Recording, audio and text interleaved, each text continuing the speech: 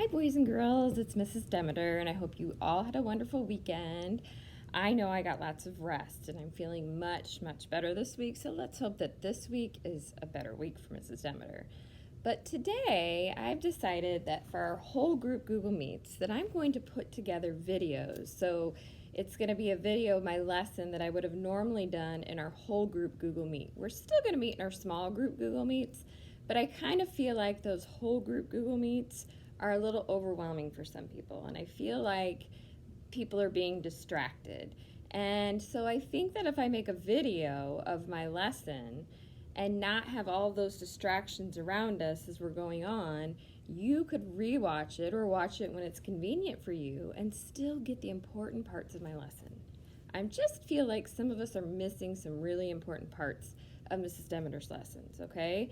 So the other thing is, though, when I do this, I have to make sure that you are all going to watch Mrs. Demeter's video because they're going to be important. And you're going to have to do an assignment on what Mrs. Demeter is presenting today. So tomorrow, your assignment, or even possibly something today, could be on what Mrs. Demeter is presenting. And when we meet in our small groups, I'm going to check and see who watched my videos because I'm going to ask you some questions. So make sure that you watch my video. I'm trying not to make them so long, but I do have to get through a lesson, so it might be 10 minutes or so. But I want you to understand that these are important, and I want you to watch them, okay? So we're going to go right into what we're going to talk about this week, and it has something to do with a little bit of our talking head. Remember what we did with our inferencing? But this is more of us just kind of telling a story. We're going to be doing in small groups or in whole group a lot of retelling or summarizing a story that you read. You're going to do that a lot in your small groups. And you're going to have to retell or summarize the story. So I'm going to try and help you pick that apart so that you know how to retell or what to write down in order to summarize what you read. So remember our voices that we have that we still should be using at home. When we're reading in our reading voice, we're reading the exact words that we're reading. Our thinking voice, though, boys and girls, actually we have our thinking voice going on even after we read, right? Sometimes I read a story or I listen to a story, and hours later I'm still thinking about that story, or I'm still wondering, what if, right? So we have this thinking voice on, and this is what this is. Retelling a story is you in your thinking voice. You're not using the words in your reading voice word for word that the author gave you. You are putting all of those words into your own words, into your thinking voice words, and you're retelling the story. So I've got some little parts here, some icons that kind of help us, trigger us, and you guys are going to get to see these tomorrow when you do your reading assignment. So I want you to understand what those mean. So when we read a story, every single story, no matter what story you read, has story elements to it, right? Story elements are what make up the whole story. And these are basically the story elements, right? So when you're retelling a story, because readers retell, you're retelling the most important parts from that story, the most important parts of information from that story, and you're putting them in order. When you put something in order, it's called chronological order. All stories are in chronological order. That's kind of a tough word. But that means that there's something that happened from first, second, third, fourth, fifth, and so on. It follows an order, right? We can't just write a story and it all be jumbled up out of order because it's not going to make sense to us. So every story has a setting, right? And a setting is actually, you guys know it is, where does the story take place? But the setting is also, when does the story take place? Does it take place in the morning? Does it take place in the summertime? So a lot of times the setting's going to tell you where and when. Character's easy, right? I mean, usually you can pick out the main character because they're the ones that are introduced right at the beginning of the story. And the author will tell you about that character, will explain that character. And I have a little heart here by that character because usually that character likes something, right?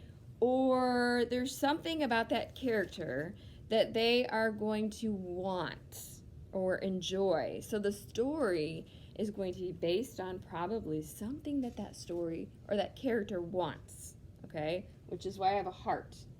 And then we get into the problem, and a lot of times we think the problem has to be in the middle of the story. That's not necessarily true. Most of the time, the problem happens somewhat in the beginning of the story. So there's always a problem. And notice I've got some thunder clouds here and lightning, okay? Because the problem with this flag here is, what's the problem? But guess what? That problem gets worse, okay? It's a problem in the story, but that's then leads to the middle of the story as the problem is getting worse and worse, okay? And then at the end, we have a solution. And the solution, I have two hands here because sometimes that solution could be solved by just that one character. But most of the time, a solution is solved by another person or another thing or maybe multiple people. So that's why I also, in the solution, want you to think about who solved that. Was it just the main character that solved the problem? Or did that main character have help solving the problem? Okay? So, these are story elements that every single story you read, you write, should have. Okay? And the way we're going to make sure that every single story that you write and that you read have these is we're going to start practicing all the time. And we're going to be using what's called a storyboard, and I will send you a copy of this on Seesaw later. You are going to be using this multiple times, almost every time you read a story. Now, Mrs. Demeter's not going to make you fill it out every single time. I will have you fill it out for your small group book, but not every single time you read in your read to self, okay? This, though, is what you should be thinking in your thinking voice is the story elements of the story. And this is the storyboard of all the story elements, okay? So let's think back to A Bad Case of Stripes. Do you remember this story? We listened to it last week or the week before. It was kind of the basis of one of our stories, and then you were going to go back and read it. I don't know, maybe some of you didn't read it in the video link. This is one of Mrs. Demeter's very favorite stories. We don't have a whole lot of time to read it right this second, but it's a story, and I'm sure all of you are familiar with it, even if you didn't listen to Mrs. Demeter's link last week. But it's a story about a little girl, right? And obviously she gets stripes. So we're going to talk about, real quickly, the story elements of the story, thinking that you've already listened to the story once, okay? So the setting usually comes right at the beginning of the story, right? So if I just open up this story, the first page, here it is, and the setting is she's in her closet in her bedroom, right? And even the when part, we know it's probably in the morning because she's getting ready for school. But it also says that it's her first day of school. So the setting is the where, she's in her house in her closet, right? Now the setting can change, right? But right now, she's at home in her closet getting ready for school in the morning time for the first day of school. So we know that's an exciting time of the year. Unfortunately, you guys didn't have your first day of school in school, right? But Camilla is getting ready for her first day of school. So that's our setting, right? The characters always usually introduced at the beginning of the story, which is Camilla Cream, right? And they talk about Camilla Cream, and they talk about what she loves. She loves lima beans, right? She loves trying to get ready for school, right? So setting, character, Camilla Cream, what she loves, right, to do. She loves lima beans. And then, boom, we get to the problem, right? So right at the beginning, this story doesn't take to the middle to get to the problem. The very next page, here's the problem. Right? The problem is she gets stripes. And she wakes up and she looks at herself and there's a problem and she's like, oh my heavens, right? Her mom says, and Camila looks and she sees herself and she can't go to her first day of school like this, so that's the problem. Now, the next step would be the solution, but if we just jump right down to the solution, we miss those important information. We miss the problem getting worse. So we need to make sure that when we retell a story, we list some details in there, okay? So the problem was getting worse, right? Because then she went to school and she turned into the flag when she was saying the flag. And then they call the doctor, nobody can figure out, and it just keeps getting worse and worse because Camila just keeps turning into whatever she eats, right? This is a medicine, right? She is just spinning out of control, and everything she does and thinks about and eats, she turns into. So if we didn't add all of those details about it getting worse, we would miss all those important parts of that story. So once we do that, then we get to the solution. And in the end, the solution is that little old lady, right? So we know that somebody helped Camila solve her problem. Because remember, that little old lady came in and she fed her some lima beans, right? Camila wanted to fit in. That's all she wanted. She wanted to fit in, so she acted like she didn't love lima beans, right?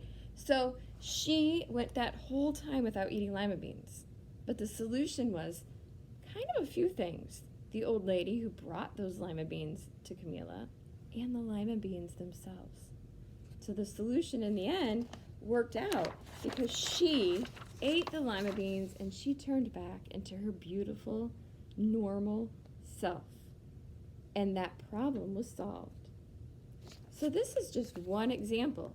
Now, when Mrs. Demeter tells you to write out, when you get to the parts that you're going to write out a summary, we're going to go over that more. You're just going to practice, like Mrs. Demeter did, retelling in your own voice. And Mrs. Demeter may even have you record yourself with your book and go over the story elements of what happened in your book, okay? So you're going to be seeing this storyboard a lot. And basically, it is just the icons I just showed you and the story elements of the story. And to begin with, Mrs. Demeter's not going to have you write anything out. Mrs. Demeter's only going to have you use this and retell in your own words, okay?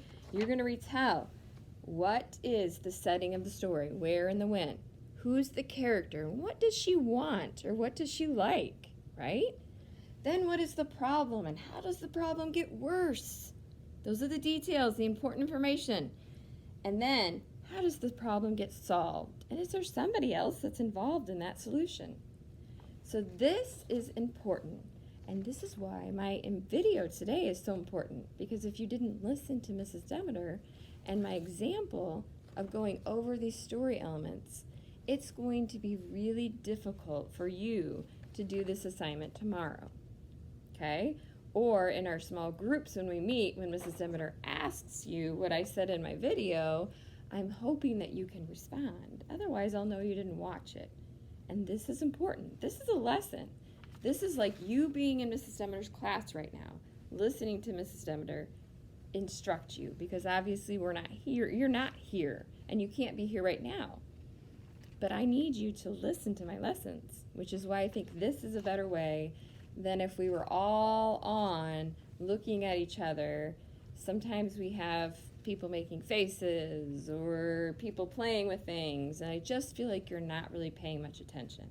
So this is why my whole group lessons are going to be me instructing a video and me hoping and expecting you to watch Mrs. Demeter's video, okay?